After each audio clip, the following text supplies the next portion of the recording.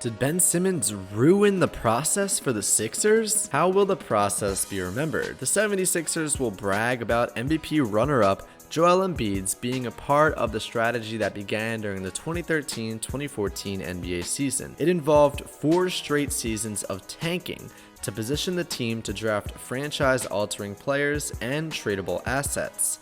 While they drafted eventual All-Stars Embiid and Simmons, the Sixers, for the most part, made several head-scratching draft moves and questionable trades. They did, however, finish the season with the Eastern Conference's best record for the first time since 2001. That turned out to be fool's gold, as the Sixers were unable to advance beyond the second round of the postseason. The success of the Phoenix Suns and the Atlanta Hawks this season proves that the process was a failure. The Suns made their first postseason appearance in 11 seasons. Now, the Western Conference champions will make their third NBA Finals appearance in the organization's 53-year history, but Phoenix turned things around by developing young talent and acquiring Chris Paul from the OKC Thunder through a trade back in November. The Hawks advanced to the Eastern Conference Finals after upsetting the Sixers in the conference semifinals. This comes after the Hawks didn't win more than 29 games in any of the last 3 seasons, and making a season-altering coaching change by firing Lloyd Pierce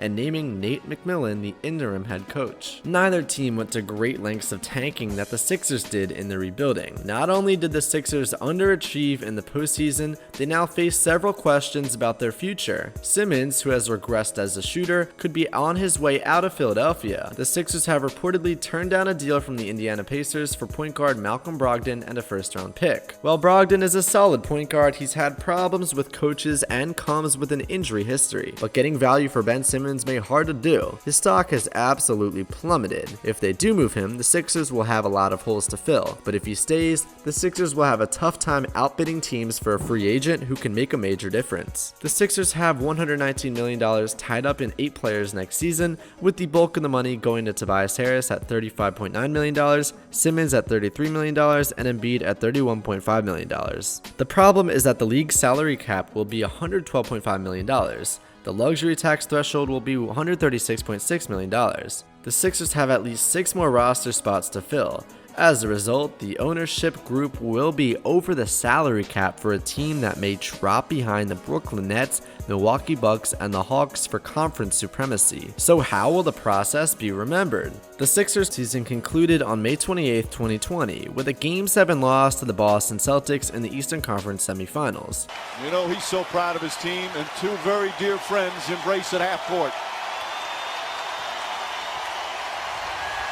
The ownership group broke that team up in the offseason, acquiring several players with expiring contracts this season. The most notable acquisition was Andrew Bynum, who never played for the Sixers because of a knee injury. With cap space available, the Sixers had 3 options at the conclusion of that season. The first was to sign a free agent to replace Bynum. The second was make trades for a soft reset. Option 3 was a total reset, and the one the Sixers ownership went for.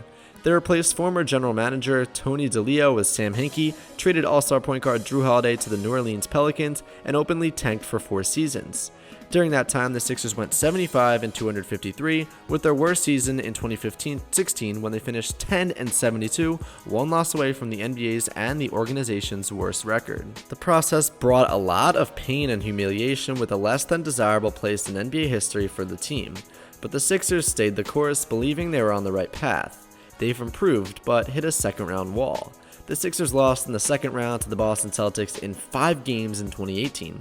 Ben Simmons, the baseball pass, and Smart's got it, and the ball game is over, and Boston is headed to the Eastern Conference Finals. 1 season later, Kawhi Leonard's fadeaway corner jumper at the buzzer lifted the Raptors to a 92-90 Game 7 victory.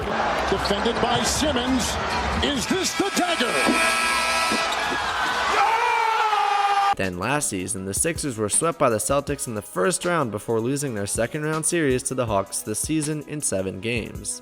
Nate McMillan and the Atlanta Hawks win Game 7 on the road in Philadelphia.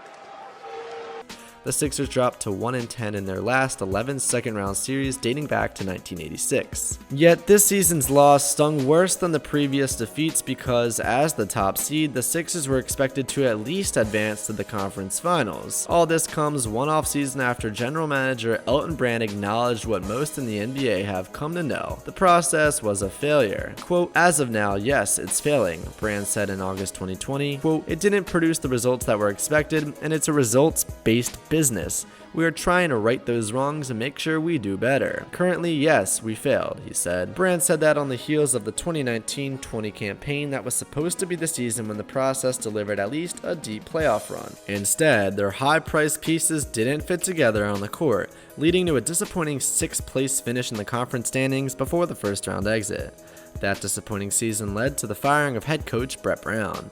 Quote, "I felt it was a time for a new voice," Brand said. Well, they got new voices in a well-respected coach Doc Rivers and in high-profile executive Daryl Morey, who became the Sixers' president of basketball operations. Moore became the 6th leader of the organization since the start of the process, but nothing changed this postseason where it mattered the most. And let's talk about the 2017 NBA draft. That one was a wasted opportunity. The Sixers moved up 2 spots to select Fultz first overall. The Philadelphia 76ers select Markelle Fultz from the University of Washington. The organization also acquired the 25th pick from the Orlando Magic in exchange for future assets to draft Latvian center Aņģeļs Paziniks. The Sixers picked up 2 more foreign players in Australian Jonah Bolden and Frenchman Matthias Lesort in the 2nd round and sold their remaining 2 second-round picks. None of those 4 draftees are still with the Sixers. The Sixers may never get over moving up to select Fultz first overall. The team got the pick from the Boston Celtics for its number 3 pick of that draft and the 14th overall pick in the 2019 draft. Boston ended up taking Jason Tatum at number 3. The move might go down as the worst trade in Sixers history, and the Celtics and the Lakers, who picked hometown favorite Lonzo Ball 2nd overall, had no intention of drafting Markelle Fultz. As a result, the Sixers surrendered their 1st rounder for nothing. Fultz would have been available at number 3. And don't even get me started with Ben Simmons' awful free throw shooting and overall game playing in this year's 2021 playoffs. With him going scoreless in many 4th quarters deep in the playoffs and being afraid to shoot free throws and hack a Ben, if you know what I mean, he just didn't overall provide for the Sixers as he's supposed to be as an all-star point guard. He got scared and the Sixers lost in Game 7 after blowing 3